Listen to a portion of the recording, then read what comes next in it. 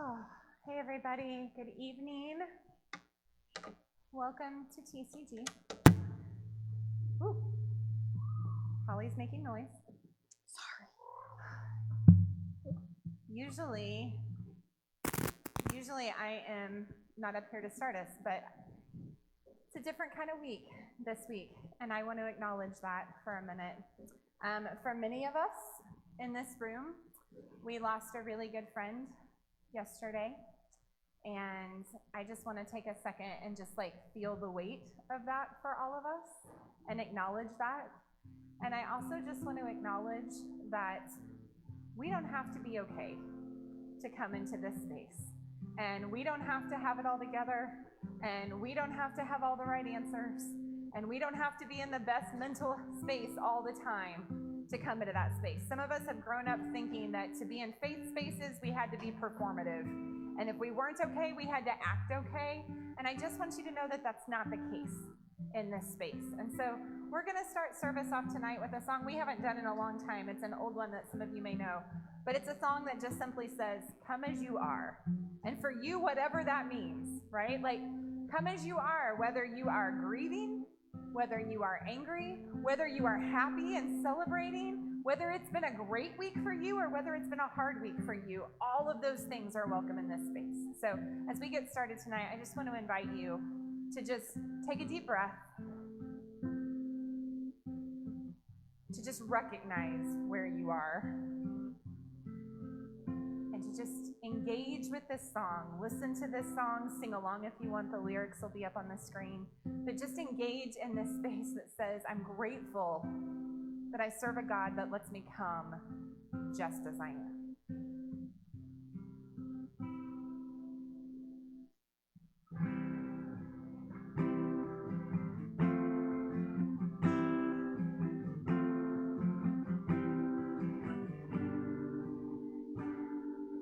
Come out of sadness, come wherever you've been.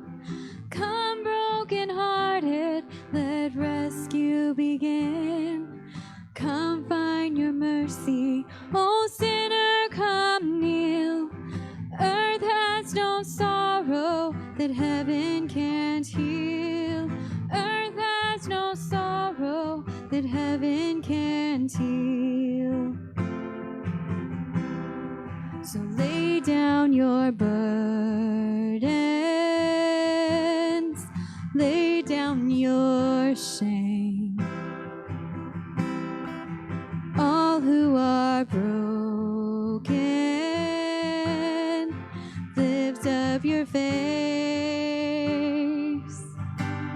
Oh, wanderer, come home, you're not too far. So lay down your hurts, lay down your heart, come as you are, come as you are. There's hope for the hopeless and all those who've strayed. Come sit at the table, come taste the grace. There's rest for the weary, rest that endures. Earth has no sorrow that heaven can't cure. Earth has no sorrow that heaven can't cure. So lay down your burdens, lay down your shame. All who are broken, lift up your face. Oh, wanderer, come home, you're not too far. So lay down your hurts, lay down your heart, come as you are, come as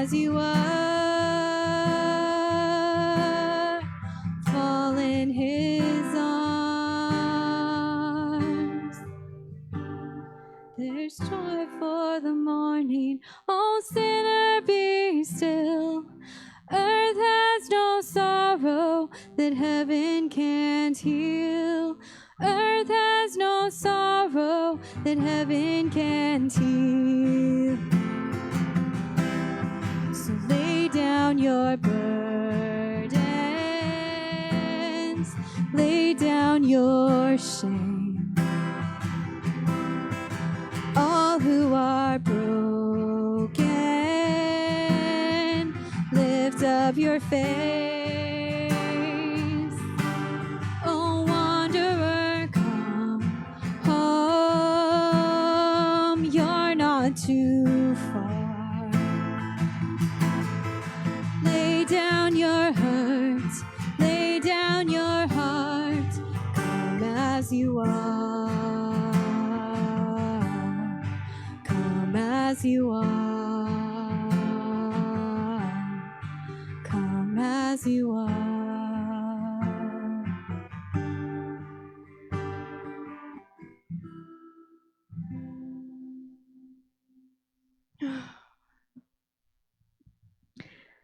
Oh God, I just want to take a second and I want to pause.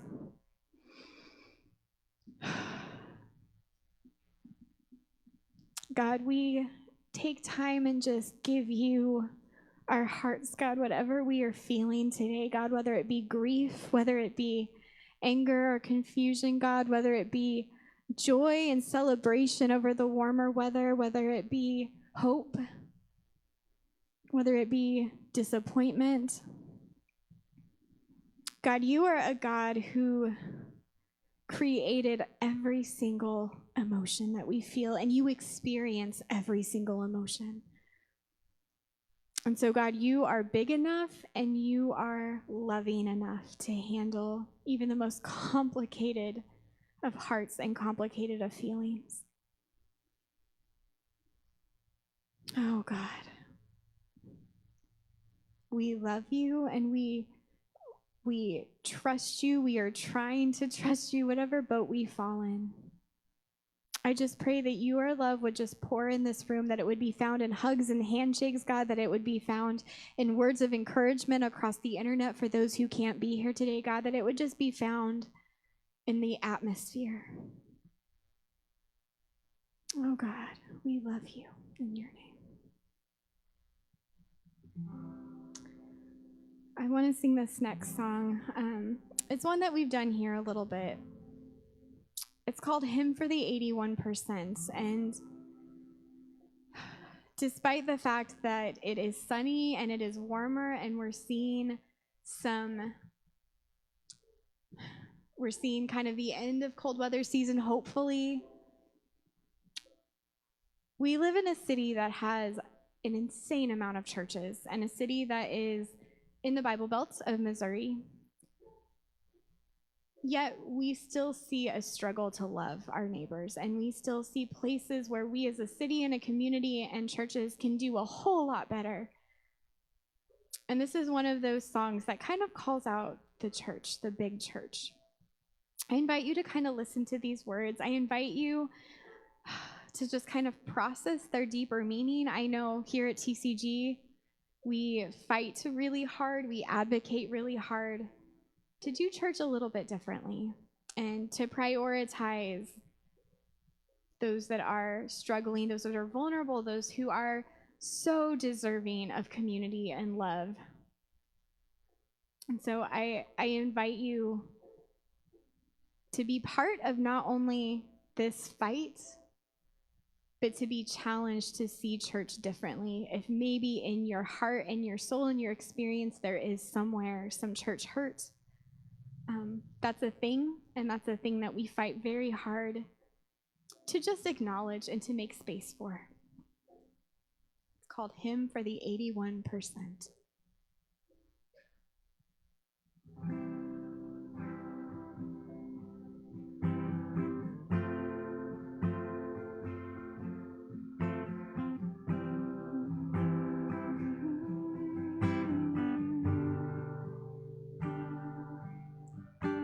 I grew up in your churches, Sunday morning, evening service, knelt in tears at the foot of the rugged cross. You taught me every life is sacred. Feed the hungry, clothe the naked. I learned from you the highest law is love. I believed you when you said that I should trust the words in red to guide my steps through a wicked world. I assumed you'd do the same, so imagine my dismay when I watched you lead the sheep to the wolves. You said to love the lost, so I'm loving you now. You said to speak the truth, I'm calling you out. Why don't you live the words that you put in my mouth? May love overcome and justice roll down.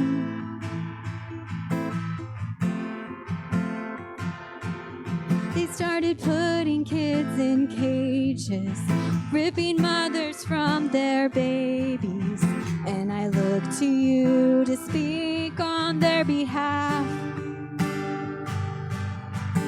But all I heard was silence, or worse, you justify it, singing glory, hallelujah, raise the flag.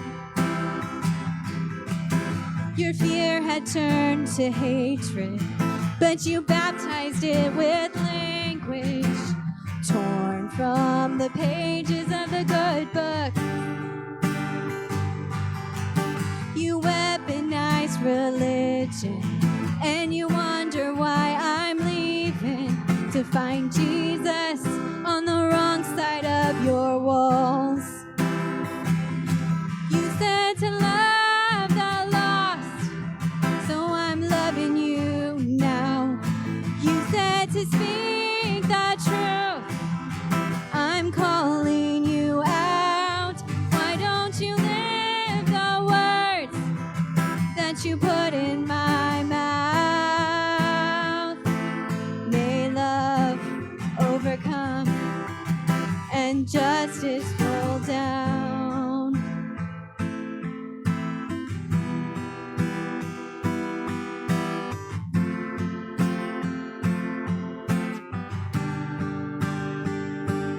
Come home, come home. You're better than this, better than this. Come home, come home. You're better than this. You taught me better than this. You said to love the lost, so I'm loving you now. You said to speak the truth, I'm calling you out. Why don't you live the words that you put in my mouth? May love overcome and justice roll down. May love overcome and justice roll down. May love overcome and justice roll down.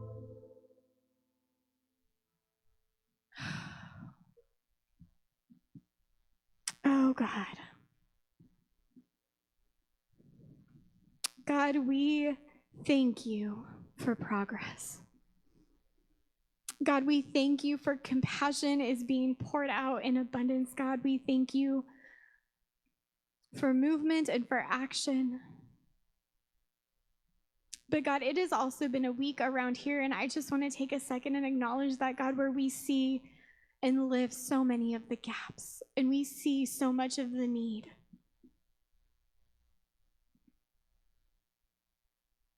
Oh God, we just pray for movement and revival in our city and our community.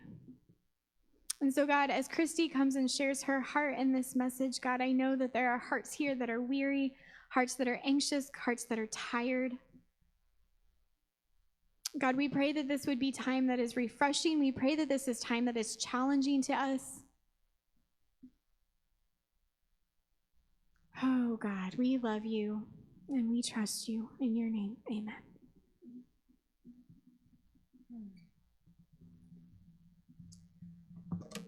So we talked about at the beginning and acknowledged it's been a hard week, and a lot of us suffered a big loss. And there was a temptation for me to throw an audible and change my message from what I'd prepared. And I really processed that late last night, and I thought, no, I think this is still what I want to talk about. I think this is still the relevant and important conversation. And so what I want to dig in with you tonight as we continue our study all year long in the book of Psalms, right? We've been kind of popping around to different Psalms, really looking at different Psalms for different seasons. We are talking about Psalm 19 tonight. And Psalm 19 is a different kind of psalm than what we've kind of dug into so far. Psalm 19, I like to look at it in scripture as kind of a bold prayer embedded in a passage of praise. There's this big section of scripture that is just David praising God, right? And we know that David liked to write poetry. David liked to creatively worship God with his words. And then at the end of this passage of praise, there is this incredibly bold, life-changing prayer that if we would take that prayer seriously, radically changes us, radically changes our relationships, radically changes the world around us.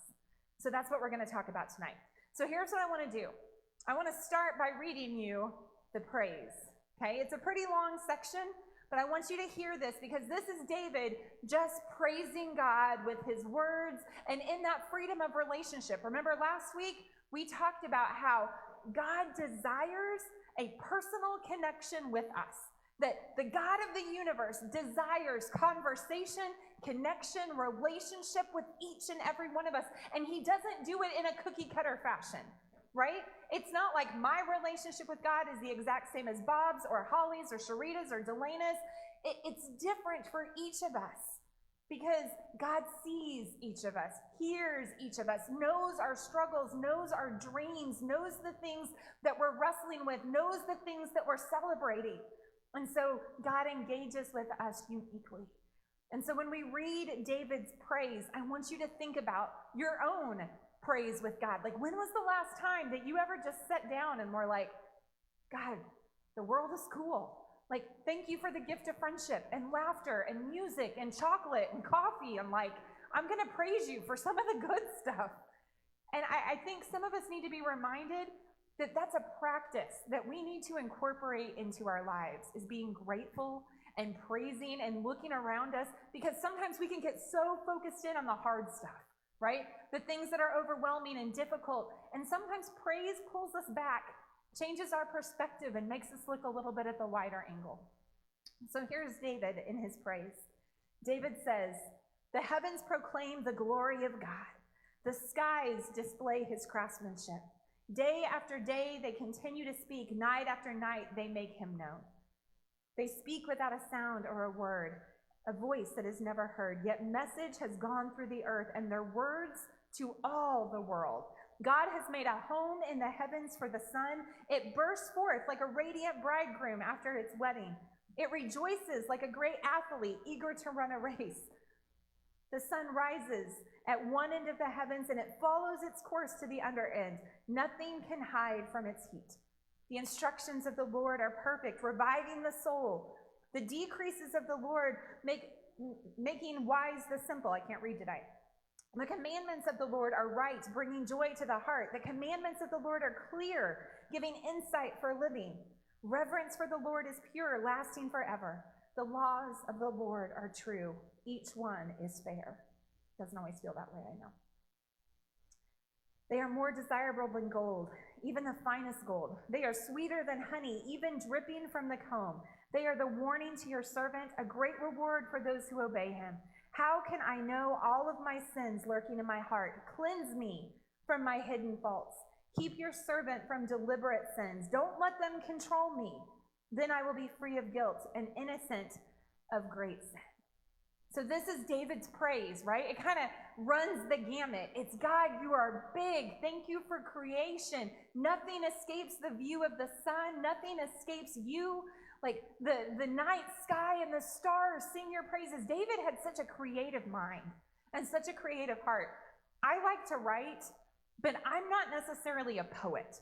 And so sometimes I really appreciate people who have the gift of poetry and just the ability to craft sentences in ways that convey something that I would never think to convey it that way.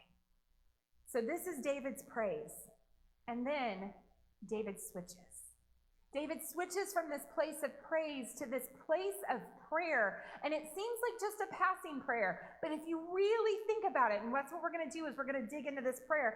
These couple of verses are a game changer, because he switches and he says this: may the words of my mouth and the meditation of my heart be pleasing to you, O rock and my redeemer. Let me say that again. I want you to think about the implications of these words that David's saying. May the words of my mouth and the meditations of my heart be pleasing to you, O rock and my redeemer. How many times are our words pleasing to God?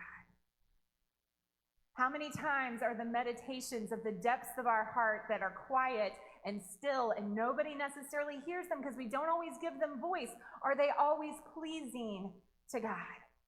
Here's what I want us to think about. And I want you to hear me, that this is not a typical evangelical message on this. This is a challenge for us to realize that the way that we think and the way that we meditate and the way that we speak is incredibly critical and important to who we are and to the people around us and to the world in general. I want to talk about the power of our words. I came across this quote as I was reading this week. It's from a Jewish rabbi who had some controversy in his own life eventually, but I still think that this quote is important, and I think that his concept here is still really valid. He says this: words are singularly the most powerful force in all of humanity. We can choose to either use the force constructively with words of encouragement or destructively with words of despair. Words have energy and power with the ability to help, to heal, to hinder, to hurt, to harm, to humiliate, and to humble. How many of you guys have ever been the recipient of the power of words? Good? Bad?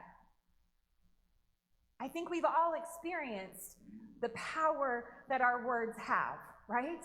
And the power that other people's words have into our life. And our days, our lives are full of words, right? Researchers estimate that the average human speaks about 30,000 words a day. Sherita, is that about right from what you know? Okay.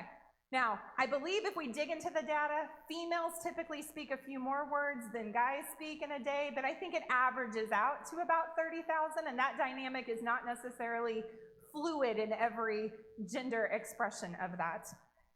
However, here's what I want you to think about. 30,000 words in a day. But it only takes one or two to change our day, right?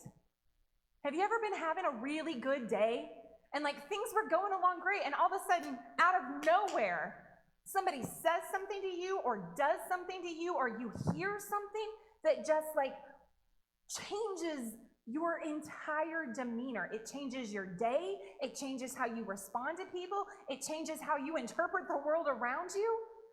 And it just goes, woo, pew. The opposite is true though. Has anybody ever been having a really crappy day? Like you were just really struggling, and all of a sudden out of nowhere, somebody comes across your path and says something kind, does something to you, speaks a word of encouragement to you that kind of makes you change your perspective. Anybody ever experienced that? Our words have power. Our words have power. And here's the thing about words.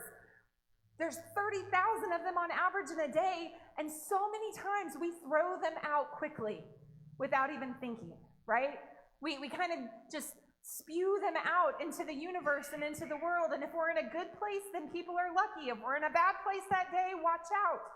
And sometimes we justify the words that we're using. We're saying, you just don't understand. You don't know what I've been through today. And I'm going to challenge you with that, because I get that, and you're right. I understand that, and you're entitled to those words, but you're also responsible for the impact that they have. And so sometimes if I say, well, I'm just in a bad mood, you're just going to have to deal with it, I don't know how my bad mood crosses with somebody else's day. And I'll give you guys an illustration, because I did this when my kids were little. And so we have something like this in our house. You know it's always going to be an interesting sermon when I have power tools. Thanks for your power tools, Steve. So I have a board, okay? Big, heavy, thick board, okay? I want you to imagine with me that this board represents your heart, represents your mind, represents your soul, kind of represents where we are as a person in a day, right? Or in our lives. And if this board kind of represents us or other people, right? So either way, it represents an individual and how they are, how they're encountering the world, how they're seeing themselves. And here's what I want you to think about, is that when we use our words, and I'm going to use these screws as kind of an illustration here. So when we use our words, and I want you to think about destructive words, words of frustration. Anybody ever get angry and you just start spewing stuff like you can't find an off switch?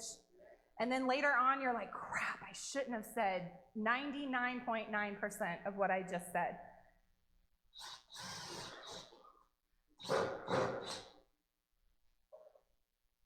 I want you to think about critical words.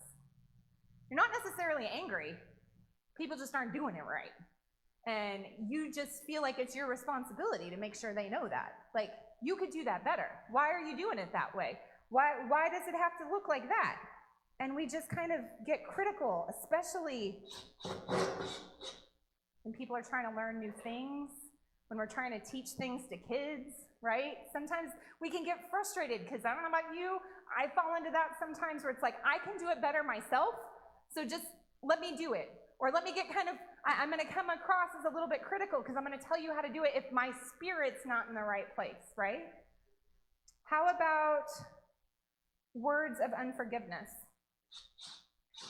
Anybody ever struggle with that?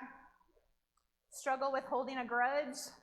Run into somebody later and you are biting them for something that happened 2 months ago, or 2 weeks ago, or 2 days ago, not with what's going on right here, right in front of us? How about bitterness? Anybody ever let your heart get hard and it just comes out in everything you do and everything you say? How about negative self-talk? Anybody struggle with the way you talk to yourself? I'll be honest, I'm way harder on myself than I am on anybody else. I rip myself to pieces a lot of days. Last week, our parenting class did the Enneagram here, and I've talked about we're going to do this at Coffee and Questions next week. And so the Enneagram is kind of this way that we look at how our personalities are typed, how we interpret the world, how we communicate to others. Well, I get the lucky privilege of being an Enneagram type 1, which means that I have this overwhelmingly loud voice called the inner critic that never shuts up. Ever. Does anybody else struggle with that? Like, constantly, like, Christy, you could have done that better. Don't sit down and watch that show. You could do 15 more things right now. You didn't do this right. You didn't do this right. Like, it is a constant battle for me, and I'm just being honest. Like, I have to fight that all the time, and sometimes it's really exhausting. And sometimes I just want to be like, you're right. I don't do this very well. I should just quit and give up. And then I just want to like curl up and hide under a rock. And that's right here in this space. And so here's what I want you to look at, right? Board looks a little different, doesn't it? starts to engage with the world around it a little differently. It's not as smooth. I can't run my hand across it without poking into something. Anybody ever run across someone who kind of acts a little bit like a porcupine? Like, man, what was that all about? Like, you just bump into them and you're like, whoa, why did that have a bite to it? You know, why did that come across wrong? Man, they don't seem to want to let people get very close to them. They just seem really prickly. Can you relate to this at all? Like, I've absorbed a lot of stuff. I've had a lot of people drilling a lot of stuff into me. I've been drilling a lot of stuff into myself. Becomes a protective mechanism sometimes, doesn't it? Sometimes it also just becomes this way that we walk around the world thinking that this is normal and that this is healthy. And so sometimes we have to figure out a way to reverse course. Sometimes that comes in the form of an apology, right? Anybody like to apologize? Very few hands. Okay. It's not easy. It's not easy to apologize. I admit it. But when you get an apology, how does that hit? It means a lot, doesn't it? Even if it's for little stuff, like, hey, you know what? I realized that when you and I connected last week and you came into the OC, or when I saw you at McDonald's, I was really rude. I was having a bad day, and I'm really sorry about that. And like, that makes a difference, doesn't it? It makes you feel good to be validated and be like, thanks, that really matters to me. Or what if, where someone has been really critical, someone suddenly comes in and starts to speak words of encouragement and to say, I know you've heard this a lot, but really, honestly, like, I see potential in you. I see the ability for you to still keep dreaming and to do amazing things. And I don't think that there's limits on what you can achieve. And suddenly, that word starts to lose its power, starts to lose its hold. How about words of love? When people come into our life and they just say, I just really love being around you. I really enjoy spending time with you. It starts to undo some of those things that have taken root, some of those negative thoughts that have taken in. Or how about when somebody comes in and says, I'm really proud of you. Like, I'm really impressed at how hard you're working. I see that you're making a difference, and I want to validate that. I want to affirm that. Like, keep doing what you're doing. Does that ever, like, really impact somebody when you hear that? Or how about when you hear somebody say good things about you to other people? Not even necessarily to yourself, but you hear somebody go, man, I was watching the other day and I noticed that so-and-so was doing this and that meant so much to me. And it starts to lessen the hold that some of those negative thoughts have on us. You know, earlier, a few weeks ago, we talked about our Lent challenge, right? And I told you that my challenge for you for Lent was to examine where you have planted yourself, right? We talked about Psalms 1, and we talked about being replanted. And we talked about how being replanted is a painful process because you got to cut off some root systems. You got to deliberately move yourself from one place to another, and that's not an easy thing to do. That requires you to give up relationships, that requires you to set boundaries, that requires you to make some changes in your life. We talked about how you know the kind of fruit that you're going to produce by the kind of soil that you're planted in. And what starts to happen when you start to surround yourself with places and people where you start to hear more positive words than negative words? Smile comes back. We start to heal, right? Some of these damaging things that we've carried around to keep the world at bay and to push things away, their impact starts to lessen a little bit. But here's what I want you to see and I want you to understand, because apologies are great and words of encouragement are important, and all of the things that we can speak into people are good, but here's the problem. Does my board look a little different? We have to be so careful with those 30,000 words in a day, because when we throw them around carelessly, when we throw them out in anger or in frustration, and we don't take time to really think about the things that we're saying, we can apologize for a word, but I can't make you unhear it, right? I can say I'm sorry that that hurt you, but I can't undo the fact that you were hurt. I can go and get wood putty out of Bob's truck probably and fill these in, and I might even be able to sand it and paint it, right? and from a distance, you may not notice it. If I putty it really good and I sand it really good and I paint it really good, but at the end of the day, what's going to happen? There's still one place, two places, three places in this board that are still structurally a little bit weaker than other places, because we can't erase those things.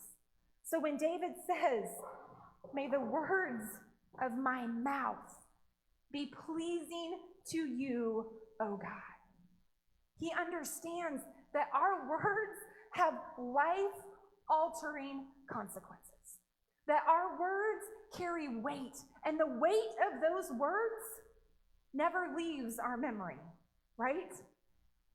I want you to think right where you are for just a minute. Can you think of a time that somebody said something to you more than a year ago that was really powerful and impacted you in a really positive way? Anybody? Can anybody remember a positive statement or word that was made to you 5 years ago? Anybody? A few of you? How about 10 years ago?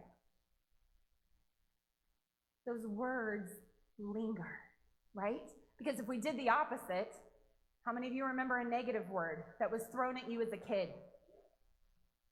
How many of you let that negative word that was thrown at you as a kid shape the direction in your life in some responses? Shape choices that you made, shape things you didn't do. One time I remember I was doing some art and things, and I remember my dad made just a total passing comment. It wasn't supposed to be hateful or anything, but he's like, well, you're never gonna make money as an artist. And I didn't take art classes the next year. Like, I enjoyed doodling. I wasn't great at it. I had no desire to be an artist, but like in the back of my head, I was like, well, I'm clearly not a good artist, so I should probably be taking other classes, right? Like, we let those things shape who we are and how we respond to the world. And I want to challenge you, because I think that our negative self-talk is sometimes the most damaging, right?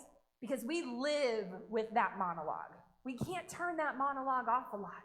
But what we can do is we can learn to retrain it. We can learn to retrain it. So I want you to think about your own self-talk for a minute. How many people struggle with negative self-talk? I would say almost all of us could raise our hands. So here's some things I want you to think about your brain chemistry. I read this book this week, Sharita, amazing. I'm going to give it to you. It's fantastic. But it's this book that talks about God in our brain, and then it talks about words in our brain. And both of these two books were written by the same author. He's a neuroscientist that was out of Harvard. He also happens to be a Christian, and he just thought there was this interesting intersection between what faith actually does to the wirings of our brain. And then he looked further in his second book about language.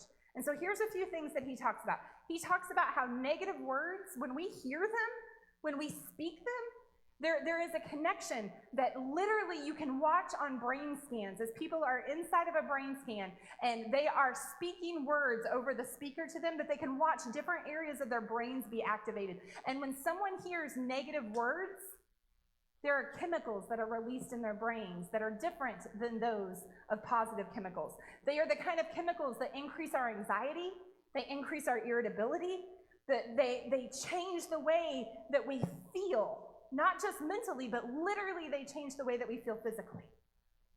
And here's the other thing. When we start engaging in regular negative self-talk, it's kind of contagious. It becomes self-perpetuating, right? Like, I did it, and then I just keep talking to myself in this way. We produce those chemicals when we hear them from others and when we say them to ourselves.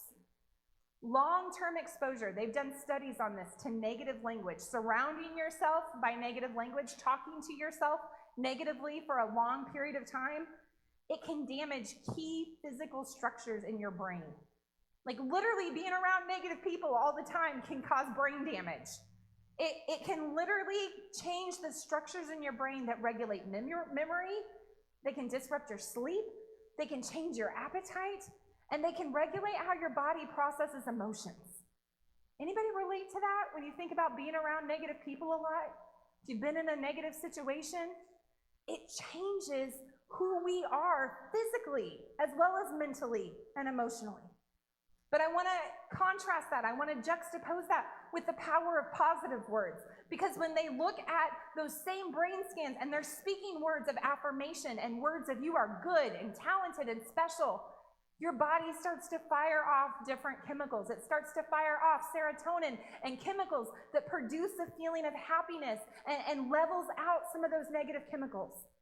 It says this, by listening to positive, optimistic words, you stimulate the frontal lobe of your brain, which includes specific language centers that connect directly to the motor cortex for moving you into action. Anybody feel that? Anybody ever have a hard time moving into action? Like, I just can't get motivated. I can't do anything today. I'm struggling today. If we really assess our self-talk in those moments, a lot of times we're trapped in kind of a negative pattern. I'm just tired. I don't feel good. I'm having a really hard time. Nobody would notice if I'm not there, right? Like we kind of do these things and it just says, okay, I don't need to do anything. But in that space, if we say, I want to be there, I need to get moving, I'm important, my voice matters, people are going to miss me if I'm not there, literally our body starts to kick chemicals in that moves us into action. The more that we concentrate on positive words, the more that we begin to see that impact on our body. Here's what I want you to think about tonight. What are some positive words? I'm not just talking like, I'm a good person and I'm worthy of love, right? Those are great words. But sometimes we think about affirmations and we only think about, these kind of things. So here's some I want you to think about. Honest words.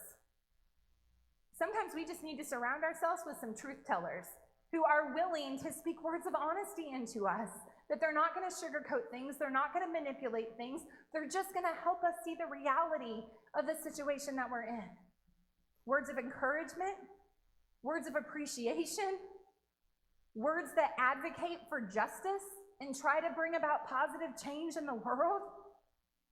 How about words of self-affirmation? When was the last time you told yourself, you're doing a really good job? I'm proud of you. Like, you've made some hard choices. There are some of you in this room that I've told you already today, but I'm going to tell you again, you've made some really hard choices in the last 24 hours. Because typically loss and grief was easiest to cope with like this. And it's hard to feel loss and grief. And you have faced that, a lot of you in this room tonight, over the last 24 hours in new ways and coped in different ways, which has made you had to feel new things and hard things. And I'm proud of you for that, because I know it's not easy and I know it's hard. There's words of hope, there's words of love, there's words of recognition, and there's words of prayer. All of these are these positive words that we can fill ourselves with that literally changes our brain chemistry. And it literally changes, as it changes our brain chemistry, it literally changes the way that we feel physically. If we would change the way that we talk to ourselves and the way that we talk to others, that's a ripple effect that goes out into the world. You're putting energy into the world as you're speaking positivity, because you're propelling people to action and to movement. So this scientist that I was talking about talks about how faith changes our brain, right? Like how believing in God, believing in something bigger than ourselves, engaging in spiritual practices, what does that do to our brain? So I want to read this to you because I thought this was really interesting. It says, long-term contemplation, long-term meditation of God and other spiritual values appears to permanently change the structure of the brain in the parts that control our moods, give rise to conscious notions of self, shape our sensory perceptions of the world. When we meditate on positive, beautiful things, it strengthens a specific neurological, our brain circuits, to generate peacefulness, social awareness, and a love and compassion for others. Do you hear that? When David says, may the words of my mouth and the meditations of my heart, I think that David understood that there's a connection between the two, right? If the meditations of our heart aren't healthy, it's really hard to speak positive words. If the meditations of our heart, and we're not engaging in regular meditation on something that's positive, then what typically comes out of our mouth? Negative. Negative to us, negative to others, and we're drilling holes in our board and in everybody else's board all the way around us, right? So I want to challenge you as we kind of continue through this Lent season. We're making our way to Easter. We've got a few more weeks. I want to challenge you in this space to keep assessing yourself, to keep making hard choices. Anybody feel like you've had to make some changes in this Lent season as we've talked about? What does it look like to replant? What does it look like to change the soil you're planted in? What does it look like to change the words that are being spoken around you? To change the habits that are happening around you? What's the definition of insanity? Keep doing the same thing over and over, expecting a different outcome. Y'all, if you keep saying, I want things to change, but you keep hanging out in the same places with the same people, doing the same things, don't be mad when things aren't changing. And if you want things to really change, then the best place for us to start is by kind of taking a minute and taking a temperature of our words. How am I talking to myself? And how does that reflect on the condition of my heart? How am I talking to others? And how does that reflect on the condition of my heart? Because if my heart and my spirit are not in a good place, I need to meditate on some different things. I need to change my focus. I need to change what I'm surrounding myself with. Here's what I want you to do as we get ready to close. I want you, whether you've got a phone you want to take notes in, or Holly, if you'll help me out, there's some note cards back there and some pens. If you want a note card and a pen to kind of jot something down here, I'm going to challenge you. On one side, I want you to write down what is a type of word, a kind of language that you need to be intentional to stop. You need to be intentional to work on doing less. Whether that's being critical, whether that's being aggressive, whether that's being manipulative, whatever that is, on one card, on one side, I want you to jot down, or on your phone if you're writing it down, what is something you need to work on stopping? I need to stop speaking in anger. I need to stop reacting. I need to stop never letting the scorecard down. I need to stop drudging up the past in every conversation. I need to stop always being pessimistic and assuming the worst. There's lots of options for you.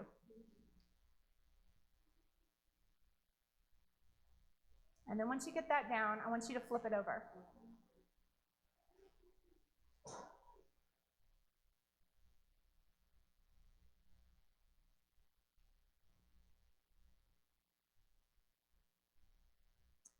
And on the other side, I want you to write down a positive word, a positive phrase that you're going to intentionally focus on this week.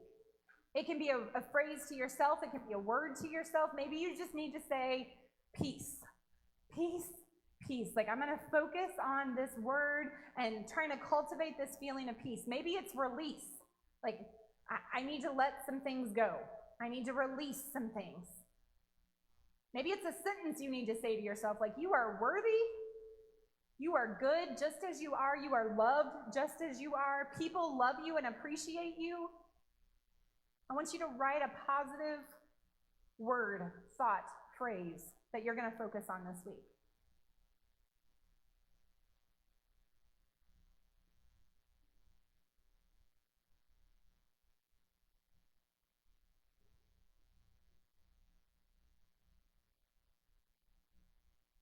Which one's easier to come up with? Is it easier to figure out the negative one that you need to stop, or is it easier to figure out the positive thing that you need to say? Equal? It's easier to think of the positive? So here's what I'm going to do.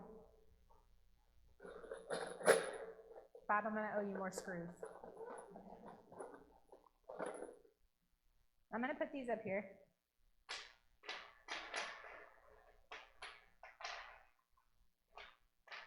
And I want you to think of these as a representation of our words. However many you speak in a day. Some of us speak less than others. Some of us speak way more than others. I look at that number sometimes and like, if we had a verbal pedometer, I'm pretty sure I am on the high end of that average. Here's what I want you to do. Tonight, before you leave, you take one of these home with you tonight. And I want you to put it someplace that you're going to see it this week. You can tie it on a string and hang it on your rearview mirror. You can tape it to your bathroom mirror. You can put it in your backpack where you're going to poke your finger on it a lot and just remind yourself of this. You're going to put it someplace that you're going to see it this week. And this week, I want to challenge you to really focus and think about and assess and wrestle with and talk to God about if you are to really use that prayer from David, may the words of my mouth and the meditations of my heart be pleasing to you, O God.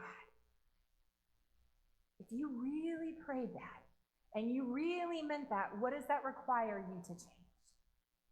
What does that require you to shift? What does that require you to change the way that you speak to yourself and to others?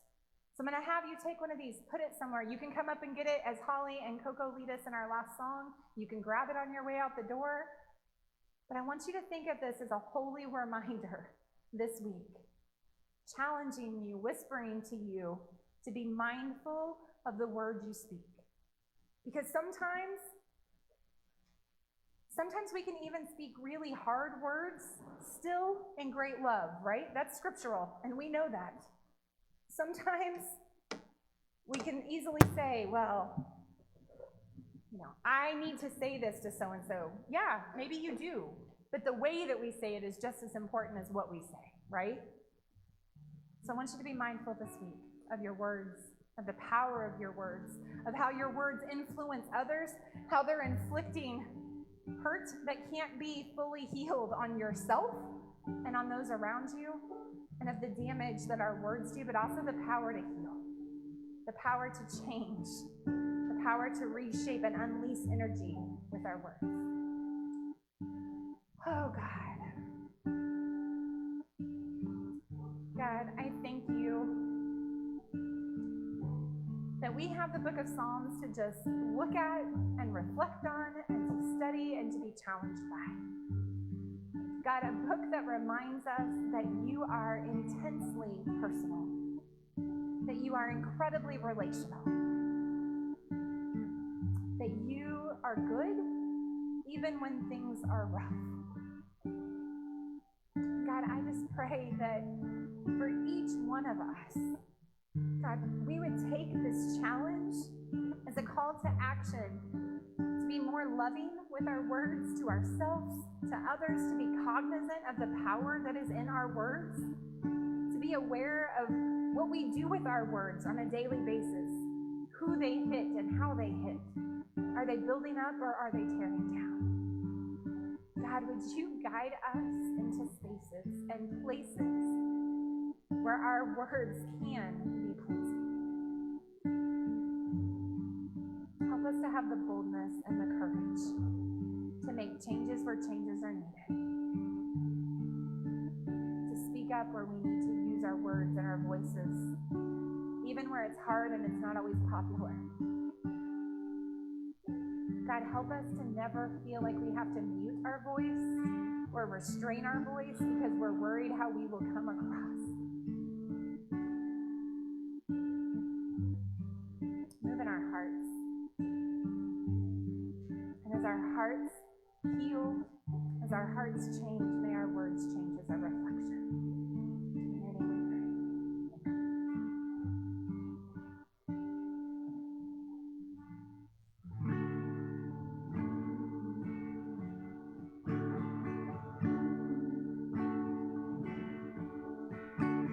Your eyes are on the lowly, though others go away.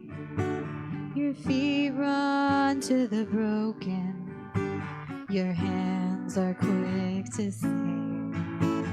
Make us like you, Lord. You walk with the forgotten and offer them a home, adopting the unwanted and calling them your own. Make us like you, Lord. Oh, give us your heart.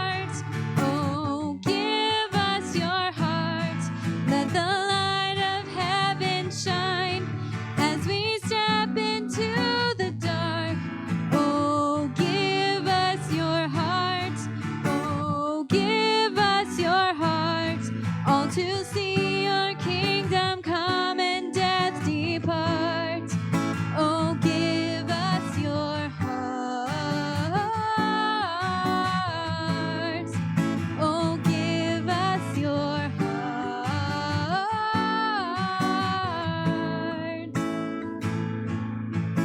You walk with the forgotten and offer them a home, adopting the unwanted and calling them your own. Make us like you, Lord. Make us like you, Lord. Oh, give us your heart. Oh, give us your heart. Let the light of heaven shine as we step into the dark. Oh, give us your heart. Oh, give us your heart. All to see your kingdom come and death depart. Oh, give us your heart. Oh, give us your heart.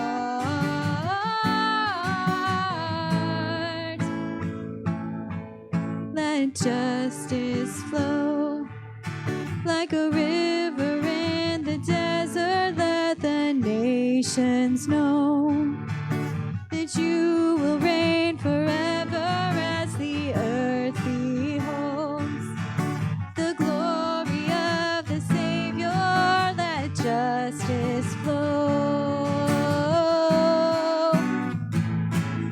Let justice flow like a river in the desert. Let the nations know that you will reign forever as the earth beholds the glory of the Savior.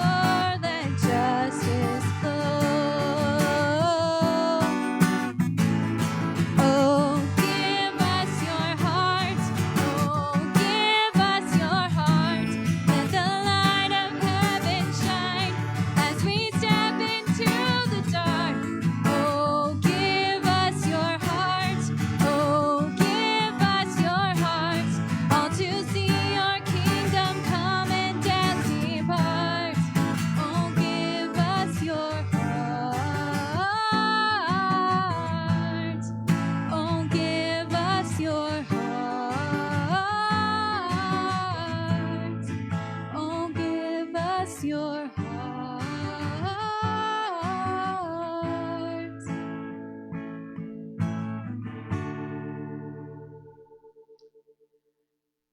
Oh, friends. Thank you for gathering with us today. Thank you for being here. Thank you for sharing space with us.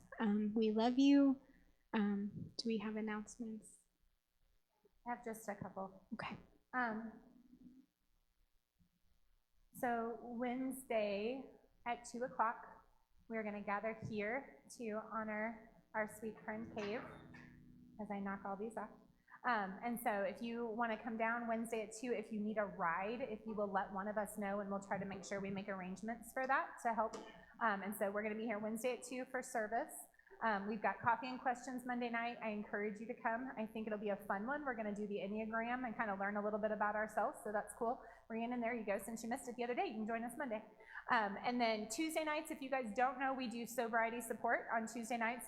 Bob leads that group, so you are welcome to come and hang out. They start at 6:30. 6:30. Okay, I second guessed myself. Ish. That's good. That's how we run everything around here. And so it's a great place to come and just kind of process through your challenges. It's not necessarily a stepped or structured program, but it's more of kind of relational support a little bit. No structure, Bob says. So, what? A lot of good discussion. yep. So, okay, that's what I got for you this week. We love you guys, and we will see you hopefully at least once or twice throughout the week. So have a good week, guys.